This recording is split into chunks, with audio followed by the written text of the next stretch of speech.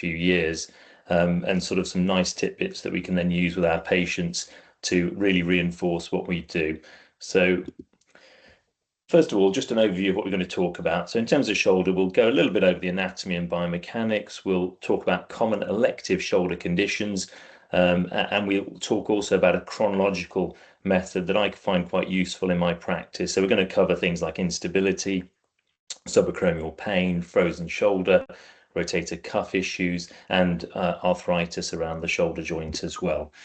With regards to the elbow, pretty similar to follow there. So we're going to look at elbow anatomy and biomechanics.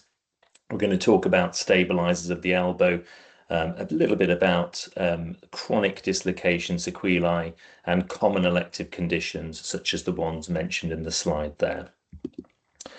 So first of all, let's talk about the shoulder. So as you know, it's a complex of joints culminating from essentially 4 joints: the glenohumeral, AC joint, sternoclavicular joint, and the scapulothoracic, and they all work together in a very coordinated fashion to move the shoulder effectively. As we all know, the shoulder has the greatest range of movement in the body. It's the most mobile, the most flexible, but at the cost of stability. So we all commonly get presented with shoulder problems which vary by age, by mechanism of any injury, and also by degrees of tissue involvement and irritability as well.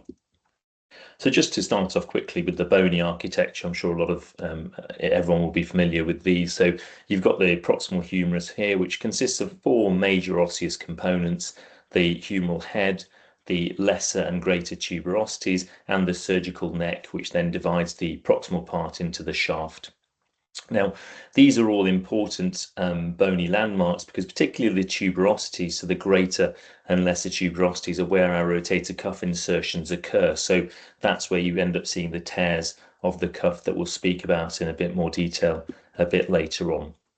In terms of the rotator cuff, we all know the components of that, so the inferens supraspinatus, the teres minor, and the subscapularis, and these form a complex and conjoint tendon around the shoulder itself, which allows not only movement to occur, but also stabilizes the shoulder when it acts as a force couple.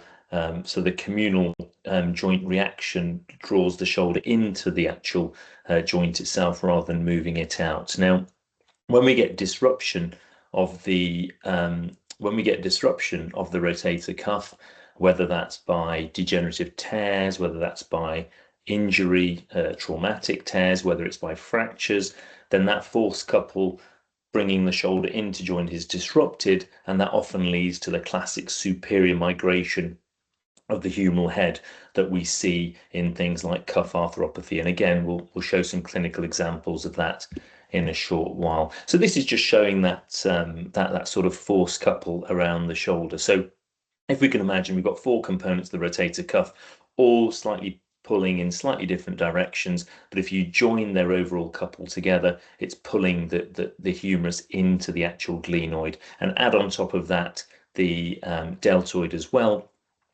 You've got this very sort of wrapped soft tissue stable envelope, and that's a big if it's all working well. So with the shoulder, as we mentioned before, it's a sort of trade-off between movement and stability. So the analogy that I always sort of like to use is it's almost like having a football on a saucer.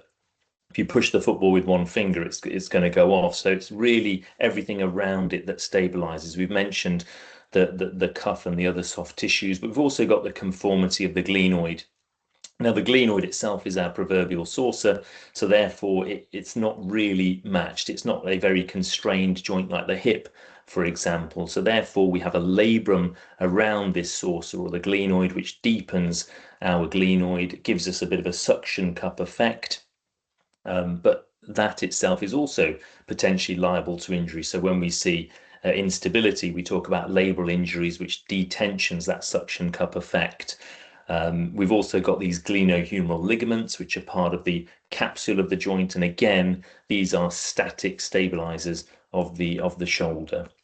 In terms of dynamic factors, we've talked already about the rotator cuff, and the analogy that I always like to use is if you can imagine a beach ball that you're trying to push underwater and keep it at the level of the equator, then you're really going to push from the top. But if you lose your top, so you lose your superior cuff, then you're relying on holding the beach ball from the side, which means that the water, the force of the water, the surface tension is going to push the beach ball up. And that's essentially what we get in the superior migration that we see in the humeral head. So as soon as it decenters, we know that movement becomes very inefficient, and it can lead to restriction of movement, and in some forms even pseudo paralysis where they can't move a lot at all. Now, when we talk about shoulder instability, so we used to very much, and I'm sure a lot of people here remember when we used to talk about two polar extremes of it, where you had a traumatic instability and you had an atraumatic instability, and you were either one or the other.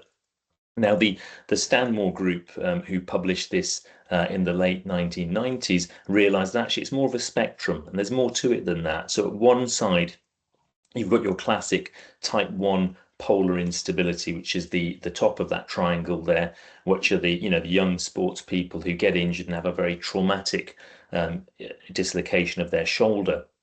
And then on the other side, you've got these type 3 people who are inherently, sometimes we say born loose, where they have a lot of instability inherently, whether it be joint hypermobility or other factors that mean that they've got some intrinsic joint instability. Now, we know that the treatments for those two groups are very different. However, we've got this group in the middle, the sort of the type 2s, who may be atraumatic, but if they have some structural change, such as a cuff tear or a labral tear, then they can shift more towards an instability that may benefit from further interventions, such as surgery or other measures. So this principle of the Stanmore triangle has really kind of shifted how we manage these patients, and we all play a central role in the management of all of these, and particularly in the role of the type 3s, where they're intrinsically unstable. Understanding what gives you shoulder stability becomes even more important. So we always talk about the subtle presentation of instability. So whenever I see younger patients, particularly in their 20s, who present classically with subacromial pain type symptoms, I always wonder if there's an element of instability. It's not frank instability where they're dislocating, but they may just have an element of this, whether it's due to poor scapular control, whether it's due to certain aspects of cuff or other external muscle weakness. It's always in the back of my mind. So rather than labeling these patients purely as impingement or subacromial pain, it's often really important to look at these in a bit more detail. And I think actually you're better at doing that than I am with you. Many of the audience today, experienced physios, will be able to look at this in a lot more of a broader picture. Now, when we look at hypermobility of the joint, we often do the Baton score, and as you all, I'm sure, recall, the Baton score measures a lot of hypermobility in lots of joints, but the only joint really it doesn't measure is the shoulder. So we see a lot of patients who may have a Baton score that suggests they don't have hypermobility, but when you actually measure their external rotation of their shoulders, if they go beyond 90 degrees, there's plenty of evidence to suggest that actually in terms of the shoulder, they do have an element of hypermobility. So that's always a good test to do. And often in these patients, as we mentioned, it's a muscle patterning or scapular control issue, which can be very subtle, and that often forms the basis of our treatment. So as we know, the rehabilitation is very much the first line and often the last line for these patients. Certainly surgery has very, very little input on that. Now, the British Elbow and Shoulder Society, best part of 10 years ago, have released some really nice evidence-based guidance on managing these different poles of instability. So these are really useful. If you've not had a chance to read them, they're really useful. They've got some really good supported evidence. They've got some really good patient graphics to use, and I'm constantly referring back to them when I see patients as well. So in terms of that, we're just going to look at traumatic instability in a bit more detail. So this is the classic type 1s on the Stanmore triangle. Now on the left here, we've got this table which was published by Robinson and the team about 20 years ago now. It's a fantastic paper because what it tells us is after after a first-time traumatic dislocation, what is your relative risk of redislocating within 2 years of initial injury? Now, obviously, this is presuming most people have a decent level of physical activity, but as you can see here, there's a significant drop-off as we go from adolescent years into later years, and so therefore the treatment very much is based upon age.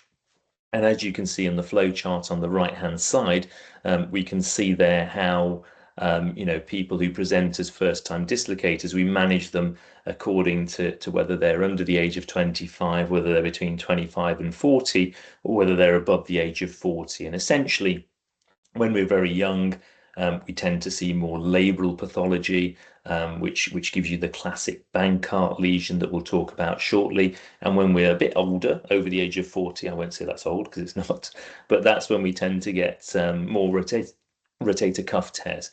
And as we've mentioned before, both of these soft tissue components can lead to ongoing instability. So therefore, it's a nice table which kind of guides us on how we assess and ultimately manage these. A lot of patients who are young will often have quite significant structural damage, which will often benefit from surgery. Whereas as we move up that age scale, surgery becomes less important and rehabilitation and appropriate understanding of shoulder stability becomes far more important. So in terms of the kind of injuries that we see in these type 1 patients, so they can range from these labral tears. So if you can imagine the labrum as a clock face, so you've got 12 o'clock all the way around to 6 o'clock at the bottom. Most of the labral tears occur between 3 and 6 o'clock. That's the weakest part of the labrum. And when that is torn, that's your classic Bankart lesion. It can be purely a soft tissue lesion, or it can sometimes take a chunk of glenoid bone, which we call a bony Bankart as well. We've talked about cuff tears. For recurrent traumatic dislocators, the biggest worry is that they can lose bone. So they can chip away at the front of the glenoid, as you can see on the images that are shown. So the image on the left is a CT scan looking face on the glenoid, and that circle is the circle of best fit. And you can see in that bottom left-hand quadrant that there's a significant chunk of glenoid missing. So what that means is as the humeral head is moving on the glenoid, it can actually topple off the edge a lot sooner and quicker, which leads to instability. Now, on the right-hand image, we've drawn a circle around the humeral head, and you can see that indentation in the bottom right-hand quadrant, which is where you've got humeral bone loss. And we call this the classic Hill-Sachs lesion.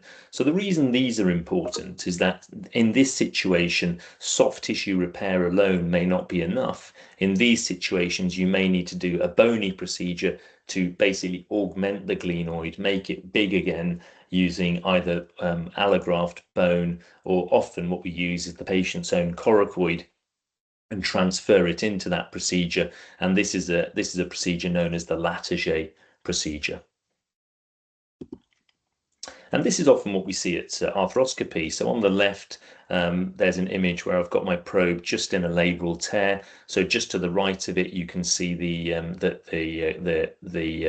glenoid, and the labrum is what's torn there. And what we then do is we place anchors into the glenoid with stitches, and we pass those stitches around the glenoid, and that brings the labrum back down onto the glenoid, recreates that suction cup effect, retensions the anterior capsule, and hopefully improves the stability.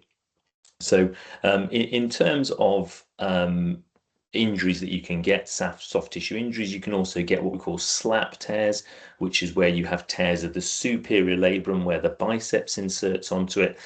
You can also get, rather than the labrum avulsing from the glenoid side, you can actually get the ligaments avulse from the humeral side. We call that a humeral avulsion of the glenoid ligaments, or a Hagel lesion. So all of these sort of terms that you may see in reports, or you may see in surgical op notes, which are sent back, essentially they kind of mean the same thing. And we've talked about how bone stock is replenished if we lose a significant amount of glenoid. And normally anything over 20% of glenoid loss is where we start to worry. So moving on from instability, we're going to talk a little bit about subacromial pain. So as you know, there's lots of different terminologies for this. impingement, subacromial pain, rotator cuff related shoulder pain, which seems to be the most sort of used term now. I still stick to subacromial pain because I think it encapsulates all the structures in that space that can be injured and can give rise to pain. So as this suggests, it's a syndrome, not a single anatomical lesion. So it's not a, tendinosis of the cuff alone. It's not bursitis alone. It's not impinging osteophytes from the AC joint alone. So yeah, and also as we all know, is that a lot of imaging is done these days. People will have MRI scans, they'll have ultrasounds, and often we'll see a lot of changes. We all get patients who come to see us with cuff tears and saying, "Oh, how did I do this? I don't even know." But then we have to have that chat to them about what's normal, and actually these findings can actually be seen in asymptomatic people as well. So it's really important, as we all do, to treat the patient and not the scan itself. So typically, subacromial pain presents people in their 30s or 40s. Slightly more prevalent in females than males, particularly gives rise to that painful arc of abduction, which means that overhead activities such as racket sports, etc., can become quite painful. And when people start getting pain at night, that's when it makes us worry that there may be significant cuff disease or tears. So sometimes that, as part of the history, can be a useful discriminator for when we perhaps may need to investigate and manage this slightly differently. So in terms of treatment, as we know from the Seesaw trial, which was published almost 10 years ago again, so this looked at injections and physiotherapy versus subacromial decompression as two arms in this randomized controlled study. And what they found was that 6 months and 12 months, there was actually no difference in the outcomes of these patients. And that shifted the way we treat these patients quite significantly. And it's interesting, if you look at the number of subacromial decompressions that were done prior to this was published, and you look at the number done now, it's literally a figure that's dropped off the cliff, and quite rightly so. It's not to say that subacromial decompression is not an option, but it has to be used at the right time in resistant conditions, where these more conservative treatments just haven't worked at all. So it's a good paper, often criticised a little bit, but I think the take-home message is very valid. Okay, so moving on to frozen shoulder. So what we're doing here is we're essentially going through the ages. We've started off with instability with younger patients. We've gone into subacromial pain, slightly more middle-aged, and now we're going into adhesive capsulitis or frozen shoulder, which are slightly older patients yet still. Now, the anatomical specimen on the right shows an interval known as the rotator interval. So if you can see the SSC, which is the subscapularis, and the SSP, which is the supraspinatus, then that tissue that's been peeled back is the rotator interval. And that's what becomes classically fibrosed and scarred in a frozen shoulder. And that's why you tend to lose external rotation first, because the front of the shoulder is really, really stiff. So we tend to see this condition more so in patients who are in their 40s to 60s, slightly older age group. Again, females slightly more afflicted than males, often idiopathic, but it can be associated with trauma or post-surgical or conditions such as diabetes, hypercholesterolemia, or even Dupuytren's. The changes that you see in the palmar fascia and Dupuytren's histopathologically is exactly the same as what we see in the shoulder from that tissue. So there probably is some overlap in terms of the genetics of the condition. So the diagnosis essentially is a clinical one, and it's really important that when we examine them, they tend to have this capsular restriction of movement in all directions, but the real key one is loss of external rotation. So, when patients come in this age group with shoulder pain, they'll often present with subacromial pain to start with, and then move into this more frozen phase. And if they're lacking external rotation, then in my mind, it's one of two things really. It's either going to be a frozen shoulder or it's going to be an arthritic shoulder. So an X-ray is really important and helpful, because a normal appearance of an X-ray with restriction of movement is a frozen shoulder. So that's a really important investigation to do. So in terms of natural history, it depends on where you read it. I mean, as you can see here, the range that's described in the literature from 5 to 36 months, I think we'll all safely agree it's somewhere in the middle of that, probably more towards the 36. Occasionally it can be longer, and the classic phases that Neer described in the 1930s, we still use them now. So going from pain to frozen to thawing, and in terms of the modern clinical staging, we have had some sort of input on that as well. But essentially, these are still quite good terminologies to use, and it's still, is very valid for today's description of a frozen shoulder. Now, again, we used to tell patients that if you leave it long enough, it will settle down. It is a self-limiting condition, but actually saying it's self-limiting overstates the true recovery. We know now that most patients by the end of these phases of frozen shoulder will likely have some residual restriction of movement, and for some that can be quite functionally debilitating. So it's important to understand that, and that's where we sometimes need to intervene. So how do we treat a frozen shoulder? So most of all, in the early stages, certainly in the first 3 to 6 months, treatments are very conservative. So pain management, early rehabilitation to really get things moving and keep everything as loose as possible. The UK Frost trial kind of gave us a little bit more confidence on doing that. So that's now, was published 6 years ago by Professor Rangan and the rest of the team. And what they compared was whether an MUA versus hydrodilatation, sorry, whether a steroid injection with physiotherapy was more effective than an arthroscopic capsular release. And what they found is that certainly within the first 12 months, there was no significant difference between these different modalities. So what that essentially tells us is that certainly to start with, physiotherapy, rehabilitation, pain management, education are all things that are important.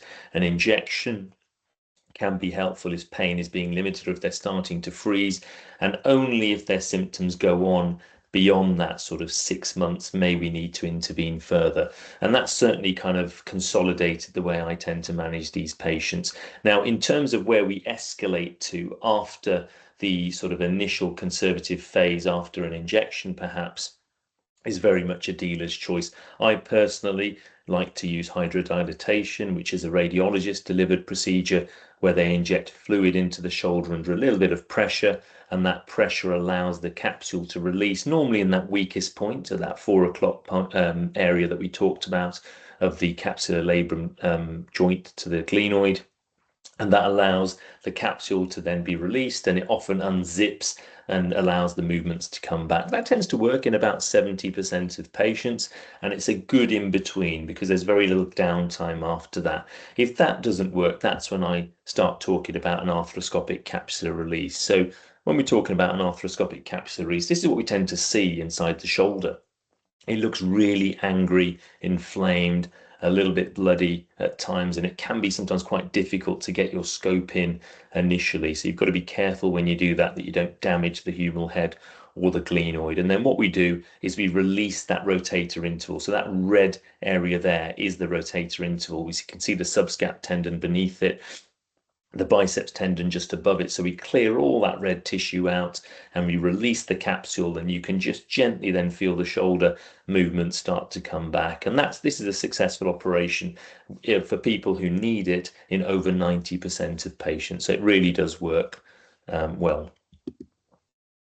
So let's move on yet further up the sort of chronological tree into rotator cuff disease. So we're talking more so about rotator cuff tears here rather than sort of tendinosis. So we're talking about this degenerate group of people. That doesn't sound right, does it? This group of people with degenerate tears who sort of present with this classic subacromial pain. So we're now moving into a slightly older age group, and now we're starting to see these occur more in the male population than female population. Now, the table on the right, I think, is really useful because we're always telling people who come to see us that actually tears are common. In your age group, you're likely to have a tear, or certainly this proportion of patients is likely to have a tear. And if you certainly look in the sort of 50 years and above age group, we're starting to see prevalences of tears, being quite significant. So that's number one. And often the sort of the management of the rotator cuff tear is often just education, seeing what all the other pain generators are around the shoulder to see if there is anything else that's causing pain. So things like, radiation from the cervical spine, the glenohumeral joint itself could be arthritic, AC joint arthrosis. Long head of biceps is a really common pain generator in these patients as well. So really, really important to examine them carefully to find out where their pain is coming from, because not every tear, as we know, needs to be repaired. And certainly the opposite is the case. So let's talk about different types of tears. We can talk about partial thickness tears in terms of these are the ones where you essentially get scuffing of the rotator cuff, and that can either be on the bursal surface at the top, or it can either be on the articular surface at the bottom. And what we really talk about is the depth of these tears. So 50% seems to be a really important cutoff, certainly from numerous studies that have been published from way back in the 90s. So anything more than 50% we call a high-grade partial thickness tear. And in those patients, they may benefit from surgery to take the tear down and repair it, because there's a significant chance, if left alone, that it may progress into a full thickness tear, which then may be more challenging to repair in the future. For lower grade tears, we can still manage them non-operatively. So, injections, physiotherapy, and again, education. So it's really important to understand the type of tear that we're seeing. Often in ultrasound reports, people will just describe them as partial thickness. But from our point of view, when we're planning for potential surgery, we may then go on and get an MRI scan where we can see the actual images ourselves. So moving on into full thickness tears. So, these fall into two groups. We've either got the post-traumatic tears that we touched on briefly with the instability patients, so those slightly older patients who dislocate, and they certainly would benefit from early surgical repair, because that is known to give a better outcome, better strength, longer term, and better stability to the shoulder as well. In degenerative tears, it's a totally different tact. So as we know, the background rate of tears is quite high. There's often a lot of other pain generators that may be responsible.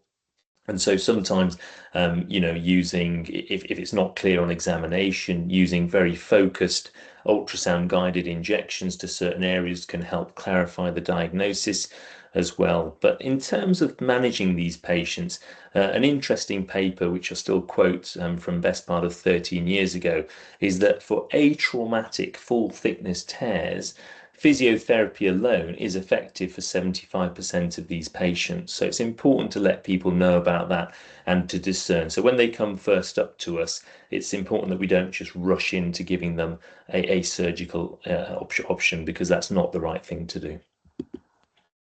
So tear size really does matter in these. As we talked about in partial thickness tears, the width of the tendon, we talk often about the classification of rotator cuff tears into small, medium, large, or massive. And essentially the ones we really get concerned about are the medium, large, and massive ones, because that's when you end up getting potential weakness, pseudo-paralysis, and secondary potential arthrosis in the glenohumeral joint.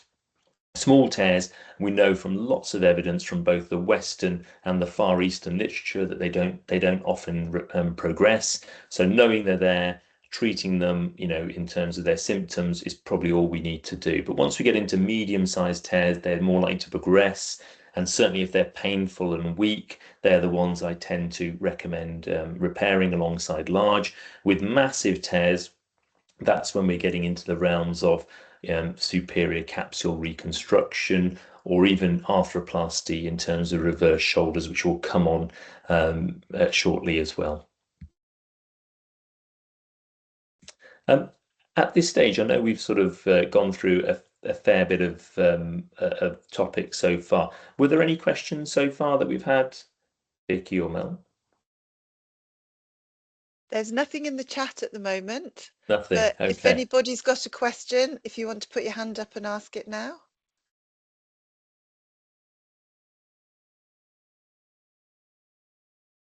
No, I think you're free to carry on. We're good to go. Okay, fantastic. So this slide shows the repair techniques for rotator cuff tears. So on the left-hand side, this is an arthroscopic view of the top of the rotator cuff. So you can see this C-shaped tear of the rotator cuff, which in the bottom image is being pulled across onto its footprint. And then on the right-hand image, we've used anchored stitches to repair the tears. So what we not often do with these is we do what we call a double row repair, where there's a row of anchors medially just next to the articular surface, and they pass stitches through the actual rotator cuff and they bring it down to a lateral row. So you end up with this kind of mattress effect, pushing the tendon down onto its footprint and hopefully giving it the best chance to heal. It's a very stable and strong construct and allows us to get patients moving straight away.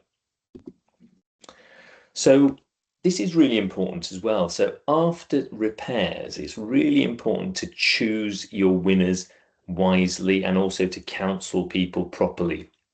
So if you look at the UCUF trial, which was published about 5 years ago, looking at cuff repairs across the country, they actually published a re-tear rate of up to 50% across the board.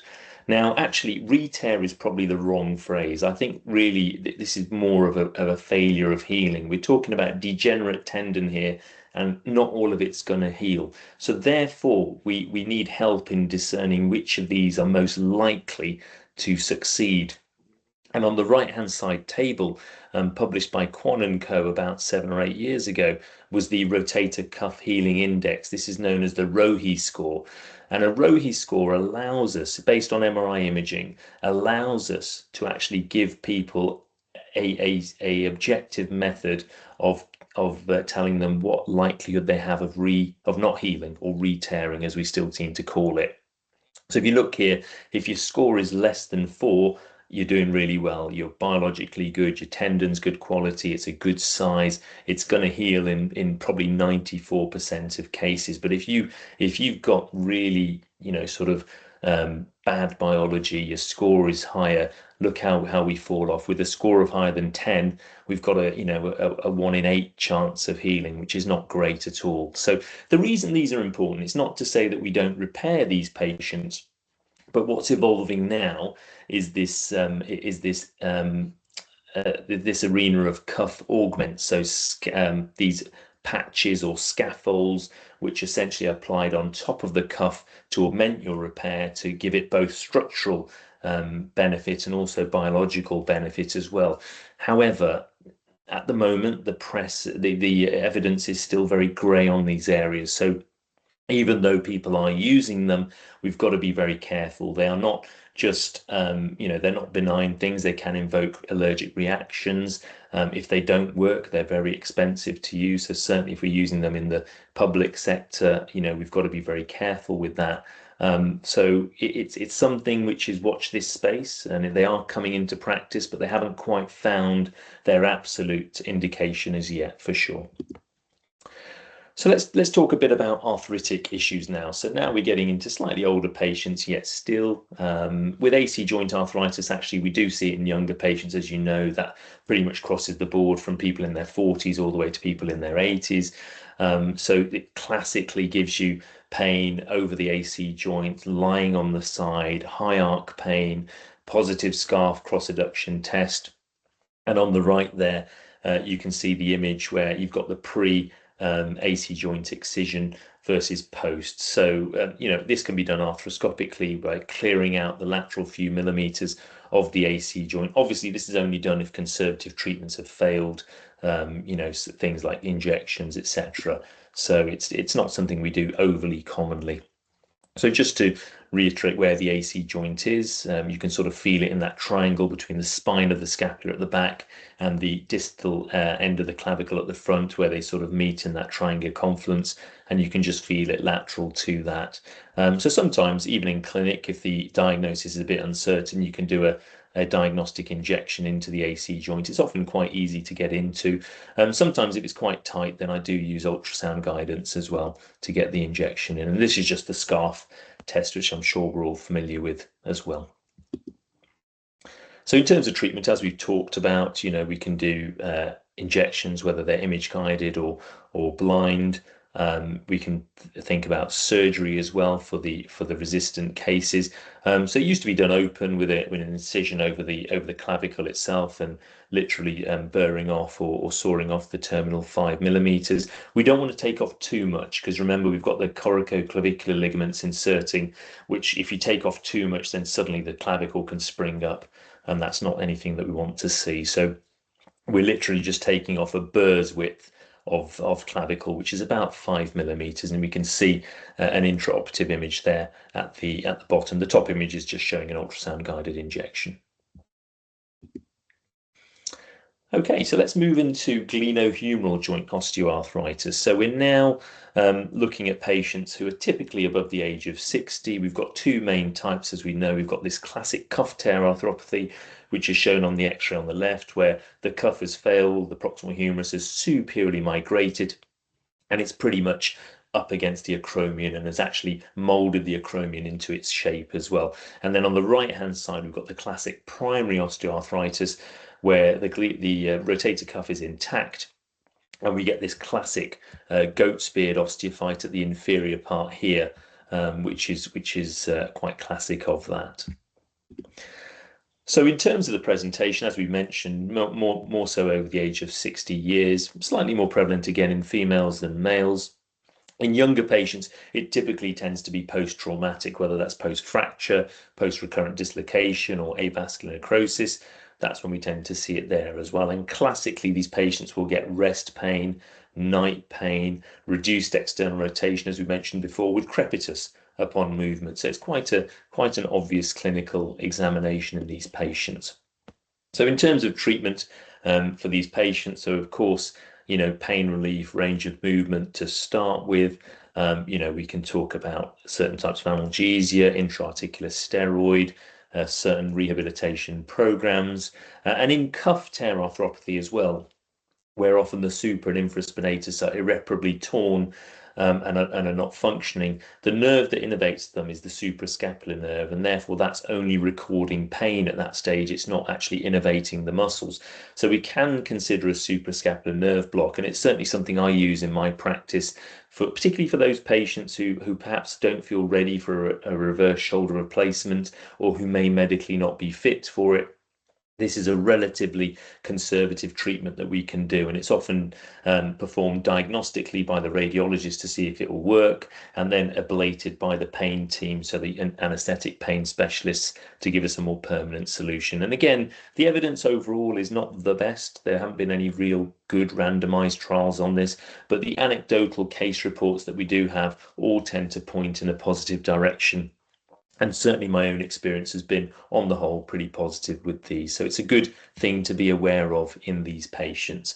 In terms of surgical options for these patients, we do have arthroscopic options. Now, when we're talking about arthroscopy for these patients, it's not a curative modality. We're literally dealing with the other pain generators. So, subacromial pain, by decompressing the acromion, releasing the capsule to give them more movement, potentially addressing the biceps via the release or a tenodesis, and assessing and resecting the AC joint. So this was popularized by an American shoulder surgeon called Peter Millett, who termed it the CAM procedure, the comprehensive arthroscopic management.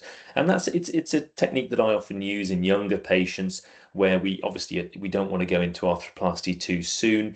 They might be very manual, very sort of labor intensive, and therefore those patients want to maintain their own anatomy. So it can give us a period of relief from symptoms for up to 5 years. So it's something to be aware of. And obviously, if that doesn't work, or if it's not appropriate, we do have the arthroplasty options, which range from a hemiarthroplasty, which is shown on the left-hand side here, to an anatomical shoulder replacement, which is in the middle, and a reverse shoulder replacement. So the first two, the hemi and the anatomical shoulder replacements, are only really used in primary osteoarthritis where the cuff is intact. And actually, a hemiarthroplasty is quite rarely used on its own. I only really tend to use that in patients where they've had a traumatic change to the humeral head, whether it's fracture or AVN, and the glenoid itself is relatively well maintained. But on the whole, we tend to, even for those patients, probably err on the side of an anatomical shoulder replacement where we're resurfacing the actual the glenoid as well as the humeral side. And the reverse shoulder is reserved mainly for patients with cuff arthropathy. Not always. We do use it in primary osteoarthritis as well, particularly where there's significant bone loss that we can't reconstruct. And there's growing evidence now showing that the actual functional outcomes between reverses and anatomical shoulder replacements are not as vast as they used to be. So the actual outcome is good. So therefore, in older patients, there may be an argument to say we should do reverse shoulder, because if the cuff tears in an anatomical, then that may then render it less functional going forwards, whereas we don't worry about the cuff in a reverse shoulder replacement. So the reverse shoulder works by something called the Grammont principle. And essentially what it does is it changes the center of rotation of the humeral head. So normally the center of rotation, as we can see on the left hand image, is a lot more lateral than in a reverse. In a reverse, the center of rotation is a lot more medial in the center of the sphere. We call that the glenosphere. And what that means is that the lever arm for the deltoid is now longer, so it means that the deltoid, for the same amount of force, can actually exhibit a greater couple of movement around the shoulder. So it really optimizes the deltoid. So we often, a lot of these principles now try and medialize and or push laterally the humerus as much as possible, so that the deltoid has that mechanical advantage. Great. Okay, so we're just going to move on to the elbow there as well. So in terms of elbow, let's talk a little bit about the anatomy. So we've got two articulations here. We've got the main hinge part, which is the ulnohumeral joint, and we've got the radiocapitellar articulation, which gives us pronation and supination. And as we've mentioned with the shoulder, stability comes from a balance of bony structures, ligamentous structures, and the capsule as well. So in terms of range of movement, it's just mentioned here, but in terms of what we require functionally, then anything less than 100 degrees arc of flexion extension tends to give a restriction of activity. Not that we aim for that, but anything less than that really pushes us towards doing something to try and improve that. So we often talk about the elbow as being a non-weight bearing, and even the shoulder as being a non-weight bearing joint, but we know that's not quite right. There's a lot of force that goes through the elbow. So about 1.5 times your body weight can go through just with normal daily activities, picking up, a bag of shopping, etc. And when we're doing strenuous activity, that can go even higher. So if we're loading the elbow, up to 6 times your body weight can go through. So it's not unsurprising that we do see arthritis within the elbow joint. In terms of the primary stabilizers of the elbow, it's mainly the bony anatomy that gives it. So the ulnohumeral joint, the collateral ligaments, so the medial and the lateral and the collateral ligament are also primary stabilizers. And in terms of secondary stabilizers, so these are things that only stabilize the elbow if the primary ones have gone. We're talking more about the radiocapitellar joint and the coronoid in this particular situation. So when people get radial head fractures, it doesn't necessarily mean they're going to have an unstable joint. And in the past, in rheumatoid patients where they used to get radiocapitellar arthritis, one of the treatments was actually to excise the radial head, and it had no negative impact on stability at all. So in terms of elbow dislocation, so we've basically got to overcome the primary stabilizers. And the elbow, when it dislocates, and it's one of the more common joints to dislocate, tends commonly to dislocate posterolaterally, or sometimes posteromedially, or posteriorly. You might often hear this term, the terrible triad, which is where you get a posterolateral elbow dislocation with a combination of a coronoid fracture, a radial head fracture, and an avulsion of the lateral and the collateral ligament. And that's all I'm going to talk about on elbow dislocation, because I think it's a bit out of the remits of this talk. In terms of going back to elective conditions, tennis elbow is probably the commonest condition that we all see around the elbow. It's the commonest cause of elbow pain. It happens in people, that don't play tennis. We all know that. And the pathology essentially is an eccentric overload and tendinosis of one of the extensor tendons on the lateral side of the elbow, known as the ECRB, or extensor carpi radialis brevis. You often get this, what we call angiofibroblastic hyperplasia, which is this kind of inflammatory, almost trying to heal change that you see with it. So ultrasound is really helpful. If you need to, often clinically you can make the diagnosis quite easily. So in terms of treatment, non-operative pretty much all the time. So 3/4 tend to resolve within a year. We know that there's lots of evidence now to suggest that steroid injections in the short term can be helpful, and the long term can be detrimental. So I certainly err away from steroid injections. I only really use them if people are in really acute pain and struggling to move their elbow. But other than that, we don't tend to use it. There are other treatment modalities that I tend to use. So needling of the extensor origin is useful. It encourages it to heal and repair. And that's certainly my first thing that I go to when patients are referred to me who have undergone all the conservative treatment. Very rarely do we operate on these patients by either debriding via an open or arthroscopic approach the tendon that we see. So this is an image of sort of the inside of the elbow, and what we can see there, the redness, is actually the undersurface of the common extensor origin. So the instrument that we've got in there is going to debride that area. The bony structures we can see on the right there is actually the radiocapitellar joint. So we're right over onto the lateral joint. Now, in terms of PRP, or platelet-rich plasma, this is something that's sort of come into our practice over the last decade, certainly. And certainly for some tendinopathies of the lower limb and a bit of the upper limb, it does have some relatively weak evidence that it may be efficacious. I personally don't use it anymore, but it's something that may be common in some of your practice. And there is evidence out there that supports its efficacy in tennis elbow, but overall the picture is a very mixed one. So if people come and ask me for it, I'm honest and I say that I don't personally use it, but if they do want to consider it, I can always refer them on to someone who does.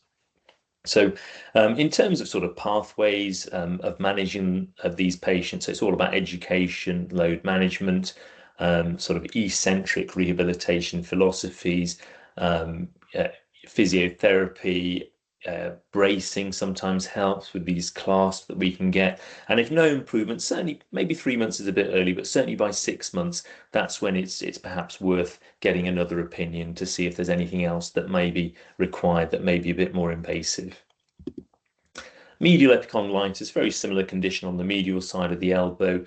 This is a tendinopathy of the common flexor origin, so the flexor pronator mass, typically over the medial epicondylitis. It can be, when it becomes really bedded in, I personally find it a little bit more difficult to shift than a tennis elbow. I don't know what your experience is with it as well, but often it's really important to exclude other causes of medial elbow pain. So inflammation of the ulnar nerve, a chronic ulnar collateral ligament injury, or indeed arthritic change in the elbow. I've seen few patients who've been referred as a golfers and actually end up having quite profound arthritis of the elbow itself. In terms of treatment, it's very similar to the to tennis elbow. So conservative treatment to start with. Again, steroid injections, dubious benefit. Got to be careful of the ulnar nerve around there. There's perhaps a little bit less strong evidence for PRP injections on the medial side than the lateral side. But again, we're not setting a particularly high bar there at all. And again, surgery, again, only in really resistant cases where we just debride the fibrosed tendon and take that out. In terms of elbow arthritis, it's quite rare actually. It was only really described as an entity in its own right in the 1950s, which is remarkably recent. It tends to sort of start laterally on the lateral side, the radiocapitellar joint, and then progresses medially on from there. And it probably affects about 2% of the population, so it's not a benign condition. But in terms of the amount of people who come and see us, that's a relatively small number. And it can also be secondary to trauma, sort of osteochondral defects, avascular necrosis, and conditions like that as well. So, as we mentioned, it was only described as an individual entity in the 1950s. Mean age of presentation is relatively young, about 50. It was first actually described in British coal miners, and the male ratio is 4 to 1. So there's a heavy male preponderance there. So in terms of treatment, there's two parts to this. So pain or mechanical symptoms or both. So pain is important to assess. If it's pain throughout the mid-arc, then that suggests it's sort of just arthritic pain in the elbow itself. If they get pain at the end range of movements, that may be impingement onto osteophytes. Or if they get mechanical symptoms such as locking, then again, that may be due to loose bodies. And the reason that's important is because if they've got end arc pain or mechanical symptoms, then we may be able to actually release the elbow, remove the osteophytes, remove the loose bodies, and give them back good function. But if they've got pain in the mid-arc, you may actually make things worse by giving them more movement because you've got more range of movement in which to become painful. So in these situations, I often do get further imaging. So an X-ray will show, a sort of two-dimensional picture, but certainly a CT, not so much an MRI, but certainly a CT will show me exactly where the osseous anatomy is so that we can plan their potential surgery if that's required. So in terms of treatments, again, it's activity modification, intra-articular steroids can be helpful. Physiotherapy does have a role. It's a bit limited, but we can preserve range of movement for sure. And then in terms of surgery, we can consider either open or arthroscopic removal of loose bodies, osteophytes, release of capsule when conservative care really does fail. Now, if that's not appropriate, then we also have the option of arthroplasty, which we'll talk about in just a second as well.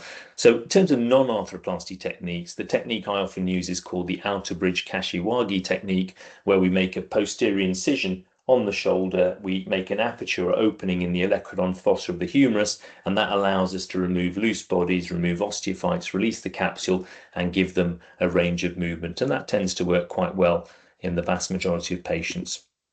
In terms of those patients where it's too far gone, they may be candidates for a total elbow replacement. But as we know that very few of these are done across the country, so we now have a hub and spoke model where only certain centres will do them. So I personally don't do total elbow replacements anymore because we were doing too few of them.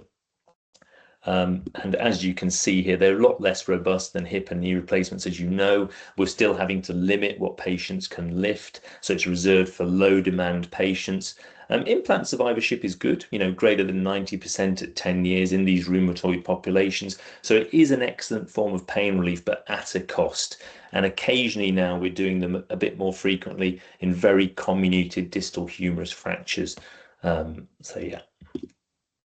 Great. So I think a couple of take-home messages. I mean, this is sort of what I sort of took from this was that most shoulder and elbow pain, as we know, responds to structured rehabilitation. Surgery should be way down the line for sure. Big randomized controlled trials like Seesaw and UK Frost have really allowed us to confidently sort of educate patients and counsel patients that surgery is not required, and so it's really given us powerful tools for that. Frozen shoulder, physiotherapy input, injections at most to start with, and we're talking about an equivalence at 12 months between other surgical techniques. So only go down the surgical route further down the line. In terms of cuff disease, large proportion of older patients have a cuff tear, so it's not the cause of their problem most of the time. And in terms of tennis elbow, avoid steroid as a first-line treatment, no matter how tempting it may seem. Rehabilitation to start with and further interventions down the line if and when required. And when it comes to shoulder dislocators, if you've got young first-time shoulder dislocators, it's probably worth getting them seen for further imaging because the chances are that they are going to dislocate again in the future and we can prevent that potentially from happening. Brilliant. Okay, so that's just the reference list there. And that's the end of the talk. Thank you very much for listening, and I'm happy to take any questions if there are any. Right, it's over to you guys now. Any questions?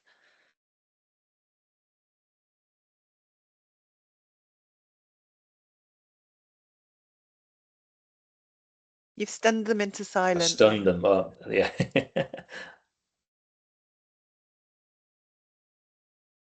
Was there anything, just my question to the audience actually, was there anything there that you sort of felt was that you disagreed with or felt was a little bit controversial in your practice? Was there anything in any of those conditions there?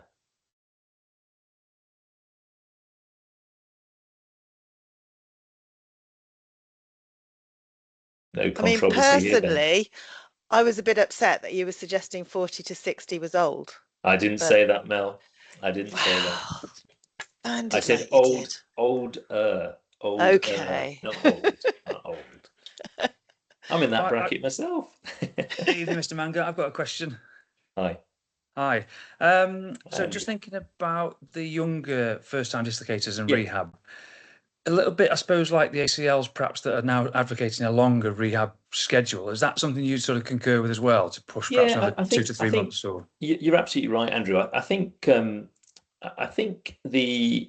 terms of if you look at the best guidance, it sort of initially kind of people swung more towards, get them in and operate on them pretty quickly. And I think you're absolutely right. The pendulum has shifted into a much more sensible arena. So I tend to see them, if I get a first-time dislocator through virtual fracture clinic, I tend to see them at around about 3 weeks in my clinic, not to talk about surgery, but just to get a gauge of how they are, how mobile they are, how active they are, because obviously this is very different. If you've got someone who doesn't do anything and is desk-based, then you probably don't need to rush in and do anything. But if you've got someone who is a young rugby player or a hockey player or netball player, so contact type sports, then I do counsel them about this risk of redislocation.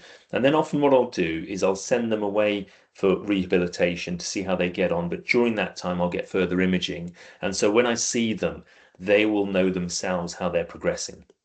And if they're confidently progressing with rehabilitation alone, then I might just leave them be for a while. But if they just feel unstable and not confident, then I will sort of talk more about the surgery. Cool. Great, thanks. Pleasure.